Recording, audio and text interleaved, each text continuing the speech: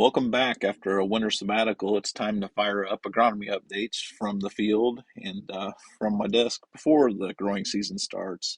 One topic that's been a real big topic of conversation with sit downs with farmers and at agronomy meetings this winter has been how to cut some dollars out of the budget. Margins have really tightened down. So I wanted to start a series of 5 things I thought could really help us hone in on what we've done a lot of times out of habit and examine them and see if there's some dollars to be cut out. So this first week I wanted to start with starter fertilizer.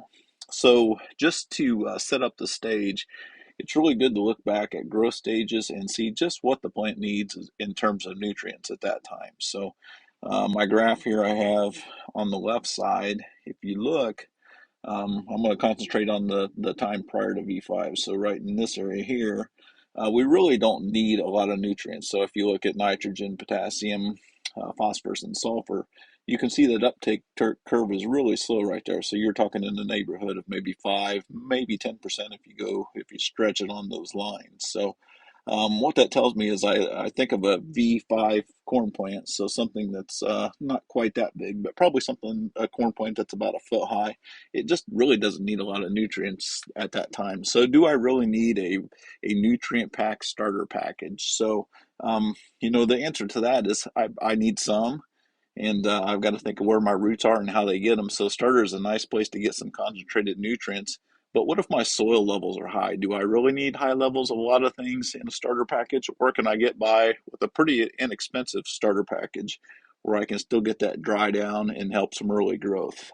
So I wanted to then look at some yield trials. So fortunately for us here in Indiana, Purdue has done a really good job at looking at starter trials on farms. So from the period of 2014 to 2022, this is available at the link down at the bottom of the page here.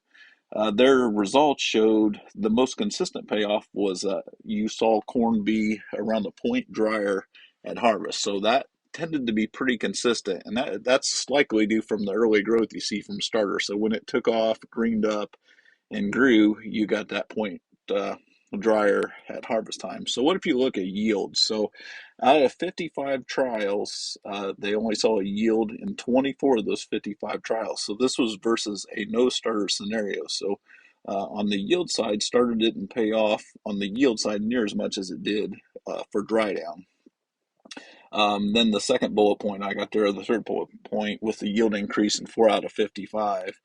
Um, that was with an additional heavy rate of N on top of a starter package. That would have been the second bullet point there. So even less of a payoff with a really high N load in your starter. Pop up is another one. You can wrap up quite a bit of money in pop up. And out of those trials that they had over the years, 21 of them had pop up. And there was only a yield increase in 1 out of 21 trials, and there was actually a decrease in 2 out of 21. So you just didn't see a big increase with pop up as well. So the Purdue trials really showed that the return yield wise on starter isn't that great, and especially with pop up versus 2x2. Probably the best trial was this actually wasn't a trial. This was just meta-analysis. So this looked, the University of Kentucky researchers looked at all the starter research that had been done over years and kind of conglomerated it in this package altogether. So a couple things that really stand out down here. So if you look at percent change in yield on the bottom here, you can look at the dots above and see where the average came out. So a couple things that really tipped the yield aspect in terms of starter dry month versus a wet month, the last one right here, you can see that the wet was the one that really paid off there. So in a dry month, you might have seen around 4 bushel yield increase on the average. With a wet month, there was closer to 10. So that wet, cold aspect where we always have known that starter pays off, that certainly showed through in this data. Not a lot else on the tillage system. You look at some of the soil textures right here. Coarse sandy soil paid off a little more. Once again, that would make sense to me because our sandy soils just can't hold nutrients like the rest. When it warms up, they don't mineralize like the rest of them. So I would expect to see a little more response to starter in that package. So the other one was in-furrow versus 2x2, where we just looked at that in the Purdue data.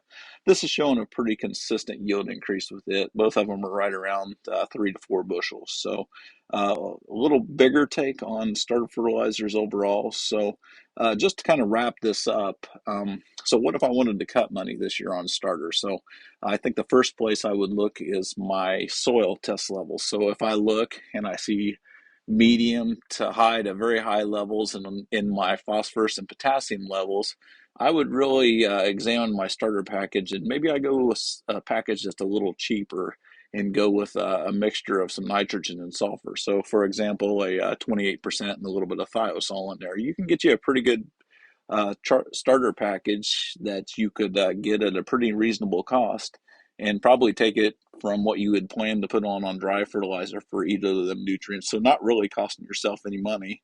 You would still get the dry down and the early growth. So situations like that would be good to look at if you have kept your soil test levels at a very good level. And then think of your environment. If you're planting into a no-till, residue heavy, cold, wet soil most of the time, that starter package is going to pay off more for you. So maybe you do want to be a little heavier with some phosphorus or potassium in that, in addition to nitrogen and sulfur. So just some things to consider when you're looking to save some money. I see a wide range in dollars spent between farmers on starter, and there's some ways for many of us to shave off some dollars in that aspect. So, as always, if you have any questions, feel free to reach out to me. Thank you.